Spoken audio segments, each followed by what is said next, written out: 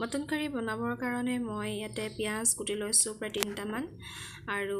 এফালে লৈছোঁ লং ইলাচি ডালচেনি 2টা মান আৰু এফালে আদা নহৰু পেষ্ট লৈছোঁ 5 চামুচ মান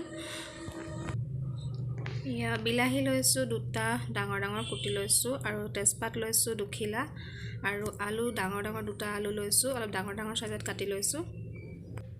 মটনখিনি ধুই মই পানী টুকি থৈছোঁ ভালদৰে ধুই লৈছোঁ আৰু ইফালে কেৰাহী পাতি দিলোঁ কেৰাহীত তেল দিম এতিয়া তেল দি দিছোঁ আৰু এয়া তেল গৰম হৈ গৈছে আৰু এতিয়া মই ইয়াতে তেজপাত কেইটা দি দিছোঁ আৰু লগতে লং ইলাচি ডালচেনি কেইটা দি দিম আৰু এতিয়া দি দিম ইয়াতে দি দিম পিঁয়াজখিনি দি অলপ সময় লৰাই থাকিম পিঁয়াজখিনি ভাজা হৈ গ'লে অলপ চেনি দি দিছোঁ চেনি দিলে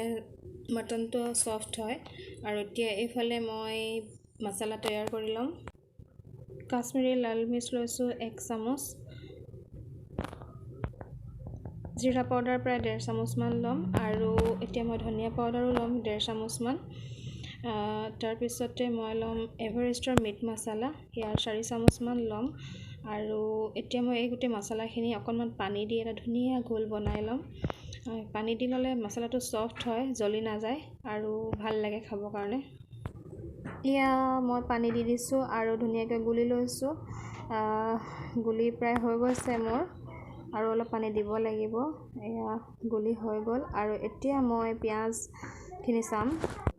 পিঁয়াজখিনি অকণমান ৰঙচুৱা পৰিছে আৰু গলি গৈছে এতিয়া মই দি দিম আদা নহৰুৰ পেষ্টখিনি আৰু লৰাই ল'ম আৰু ভাজি ল'ম ইয়াৰ কেঁচা গোন্ধটো যোৱালৈকে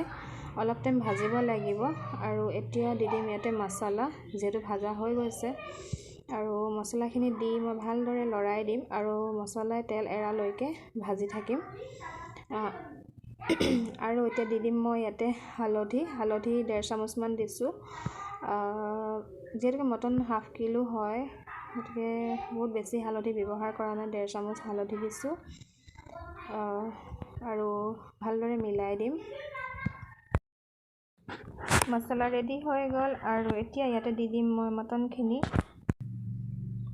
মটনখিনি দি ল'ম আৰু ভালদৰে লৰাই দিম যাতে মছলা আৰু মটন মিক্স হৈ যায়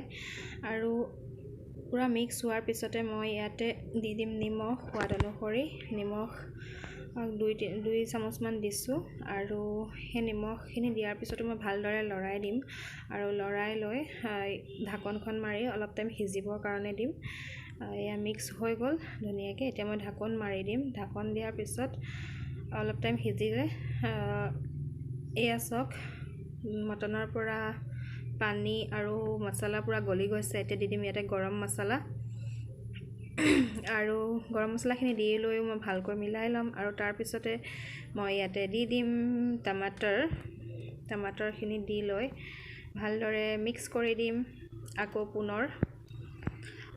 মিক্স হোৱাৰ পিছত আকৌ মই ঢাকি দিম অলপ সময়ৰ কাৰণে সেয়া মই দেখাবলৈ নহ'ল আপোনালোকক ঢাকি বিলাহীখিনি সিজিবলৈ দিম আৰু বিলাহীখিনি এয়া দেখিছেনে বিলাহী সিজি গৈছে আৰু এতিয়া ইয়াতে দি দিম মই আলুখিনি দি লৈ মই পুৰা ভালদৰে মিক্স কৰি দিম যাতে সব মিক্স হৈ যায় তাৰপিছত আকৌ মই ঢাকি দিম অলপ সময়ৰ কাৰণে অলপ সময় ঢাকি দিয়াৰ পিছত এয়া দেখিবলৈ পাইছে নিশ্চয় তেল পুৰা ওলাই গৈছে আৰু এতিয়া মই পানী দি দিম ইয়াতে পানী মই গৰম কৰি ৰাখিছিলোঁ গৰম পানীখিনি দি দিম আৰু এটা উতল আহিবলৈ দিম তাৰপিছত মই এই মটনখিনি কুকাৰত ভৰাই দিম কুকাৰত নভৰোৱা হ'লেও হ'ল হয় কিন্তু মই কুকাৰত দি দিলোঁ এয়া উতল আহি গৈছে আৰু কুকাৰত ভৰাই দিলোঁ আৰু এতিয়া মই চিটি মৰাই দিম প্ৰায় 5টামান চিটি দিয়াৰ পিছত মটনখিনি ৰেডি হৈ যাব বুলি ভাবিছোঁ আৰু এয়া চিটি দি আছে তো 5টামান চিটি দিয়াৰ পিছত মই গেছৰ ফ্লেম অফ কৰি দিম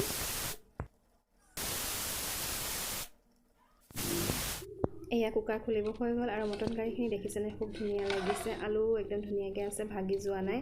তো মটন ৰেডি আৰু এইফালে এতিয়া মই চাউল বনাম চাউলখিনি ধুই ধুনীয়াকৈ থৈছিলোঁ কাৰণে অলপ জৰ্জৰীয়া হৈ আছে কাজু আৰু কেইটামান কিচমিচ লৈছোঁ আৰু এইফালে ঘি আছে তো কুকাৰ পাতি দিলোঁ আৰু ঘি এচামুচ দি দিছোঁ আৰু এতিয়া মই ইয়াতে দি দিম কাজু কেইটা কিচমিচ কেইটা আৰু লগতে দি দিম চাউল কেইটা আৰু চাউলকেইটা অলপ টাইম ভাজি ল'ম। ভাজি ল'লে আকৌ মই পুনৰ 1 চামুচ ঘি দি দিম। ইয়াতে মই চেনি নিমখ একো ইউজ কৰা নাই। তাৰপিছত মই ঘি দিয়াৰ পিছতে মই পানী দিম আৰু পানী দি কুকাৰ বন্ধ কৰি এটা চিটি মাৰিবলৈ দিম। গতিকে ভিডিঅ'টো আপোনালোকে শেষলৈকে চাই থাকিব। যদি ভাল লাগে লাইক, শ্বেয়াৰ আৰু কমেণ্ট এটাটো নিশ্চয় কৰিব। আৰু যদি নতুনকৈ চেনেলটোলৈ আহিছে তেনেহ'লে প্লিজ ছাবস্ক্ৰাইব কৰি কাষতে থকা বেল বটনটো টিপি অল কৰি দিব, যাতে মই বনোৱা ভিডিঅ'সমূহৰ ন'টিফিকেশ্যনসমূহ আপোনালোকে পাই থাকে।